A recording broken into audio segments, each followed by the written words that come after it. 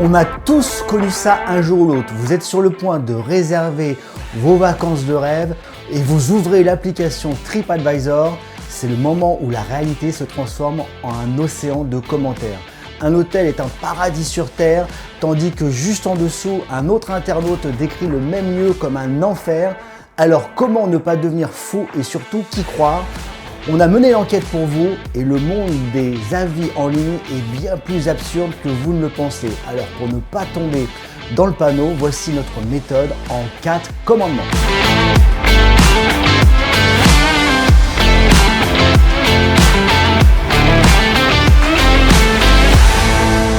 La première chose à comprendre, c'est que les plateformes comme TripAdvisor ne sont pas juste des annuaires, ce sont des machines. Leur business, c'est de vous donner un classement. Et comme dans tout classement, il y a des règles. Il y a surtout ceux qui savent les contourner. Des entreprises vendent des faux avis, comme on vend des cartes postales. J'ai un exemple qui fait froid dans le dos. On a trouvé un reportage qui dénonce des entreprises à l'étranger qui proposent des packs d'avis. Pour quelques milliers d'euros, on vous promet de grimper au sommet des classements. C'est un peu comme de la triche au Monopoly, mais là, avec des étoiles. Et la preuve que ça marche, je vais vous raconter une histoire digne d'un film. En 2017, un journaliste a eu l'idée folle de créer un restaurant qui n'existait pas. Il a appelé son établissement The Shed at Dulwich, la cabane à Dulwich. Il n'y avait ni chef, ni menu, juste une simple cabane au fond de son jardin. Il a posté des photos avec des plats dignes de l'art moderne, comme un œuf sur une lame de rasoir. En quelques mois, grâce à une armée de faux avis, sa cabane est devenue le restaurant numéro 1 de TripAdvisor. Le plus incroyable, des milliers de personnes l'ont contacté pour réserver une table. C'est dire à quel point on peut être manipulé. Premier commandement, l'inspecteur des profils, tu deviendras. Ne lisez pas l'avis, analysez son auteur. C'est son premier avis? Son profil n'a qu'une photo de chat? Il est spécialisé dans les 5 étoiles pour les amis de sa mère et les 1 étoile pour les concurrents? C'est le genre de drapeau rouge qui clignote comme un sapin de Noël. C'est ce que nous a d'ailleurs confirmé un internaute sur le forum de Spirit45 en nous racontant cette anecdote hilarante sur l'ouverture d'un Club Med.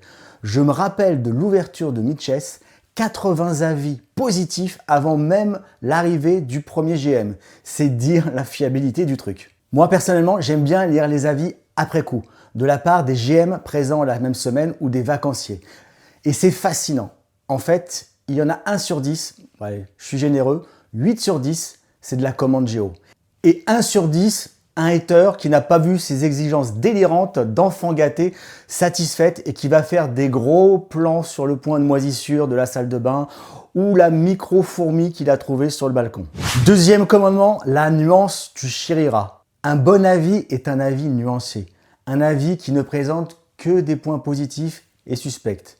C'est une façade. On a trouvé un commentaire d'une personne qui a mis 1 étoile à un restaurant chinois en disant qu'elle était déçue car la nourriture était trop chinoise. Un autre s'est plaint d'une plage en disant qu'il y avait trop de sable. Oui, la réalité est parfois plus drôle même que la fiction. Cherchez donc les commentaires qui disent « le service est un peu lent, mais la vue sur mer est magnifique ». Ça, c'est un avis honnête. Moi, j'estime que la perfection, ça n'existe pas. Tout le monde a des défauts, fait certaines choses moins bien que d'autres, donc j'aime bien les avis qui vont donner ce qui est positif, ce qui est négatif, pas trop mal, mais pourrait être amélioré. Quant à ceux qui accusent le club d'y avoir chopé des maladies sans preuve, on n'est pas loin de la diffamation quand même. Troisième commandement, les sources, tu croiseras. C'est la règle d'or la plus importante à mes yeux. Si vous ne trouvez un avis dévastateur que sur une seule plateforme, il y a de fortes chances que ce soit un cas isolé. Mais si la même information revient sur TripAdvisor, Google Maps, Facebook, alors là, vous tenez sans doute une information fiable. Quatrième commandement, les passionnés, tu écouteras. Et pour finir, il y a un monde que TripAdvisor ne pourra jamais remplacer, celui des passionnés. Quand on parle du Club Med, on parle d'un monde de connaisseurs, avec ses propres codes et son propre langage. Quand un membre, un GM d'une communauté spécialisée comme Spirit45 laisse un avis, il ne parle pas seulement de ses vacances. Il partage une passion.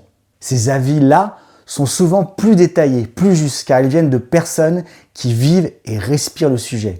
Ils savent de quoi ils parlent et souvent, ils ont la même exigence que vous.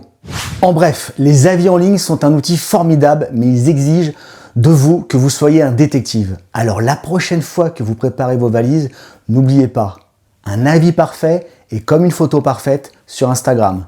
C'est souvent retouché. La perfection ou la cata totale, ça reste vraiment quelque chose d'exceptionnel. Maintenant, vous êtes armés pour naviguer dans la jungle des commentaires.